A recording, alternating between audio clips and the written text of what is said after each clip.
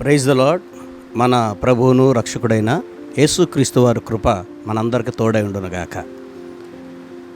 ప్రత్యేకంగా ఈరోజు దేవుని యొక్క వాక్యమును ధ్యానం చేసుకుందాం. సామెతల గ్రంథం నుంచి 24వ అధ్యాయము 10వ వచనాన్ని ఒకసారి మనం ధ్యానం చేసుకుందాం. శ్రమ దినమున నీవు కృంగిన ఎడల నీవు చేతగాని వాడవగుదువు. శ్రమ దినమున నువ్వు కృంగిన ఎడల చేతగాని వాడు అవుతావని దేవుని యొక్క లేఖనం సెలవిస్తుంది.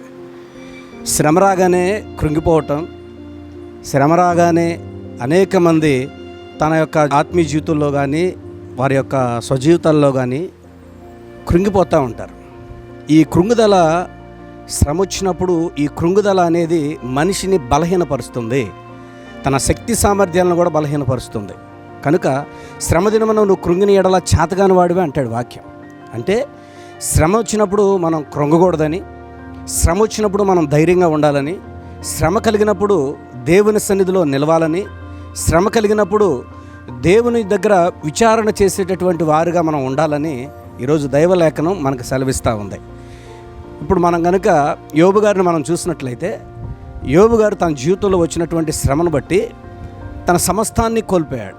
తన బిడ్డలను కోల్పోయాడు, ఆస్తిని కోల్పోయాడు, స్నేహితులు కోల్పోయాడు, అదేవిధంగా తనకున్న సమస్తాన్ని కోల్పోయాడు. ఆయన చెప్పిన మాట ఏంటో తెలుసా?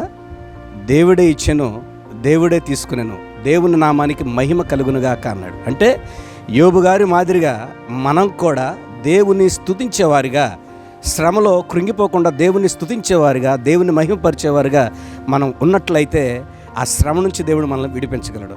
God bless you. దేవుడు మనల్ని దీవించునుగాక. ప్రార్థన చేసుకుందాం. మమ్మల్ని మిక్కిలిగా ప్రేమిస్తున్న మా ప్రియ పరలోకపు తండ్రి, మీకు వందనాలు, స్తోత్రాలు. ఈ యొక్క నాయన ఈ దినమున ప్రత్యేకంగా మీరు మాట్లాడిన వాగ్దానమును బట్టి ప్రతి ఒక్కరి జీవితంలో జీవదాయకమైనటువంటి ఆశీర్వాదకరమైనటువంటి వాగ్దానాన్ని మీరు నెరవేర్చండి. శ్రమలలో కృంగక ధైర్యం కలిగి నీ సన్నిధిలో నిలిచినట్లు సహాయం చేయమని ప్రభువా, వీక్షిస్తున్న ప్రతి ఒక్కరిని కూడా దీవించి వర్ధిల్లింప చేయమని నజరుడైన యేసుక్రీస్తు వారి శక్తి కలిగిన నామంలో ప్రార్థించి పొంది ఉన్నాము తండ్రి. Amen. God bless you all.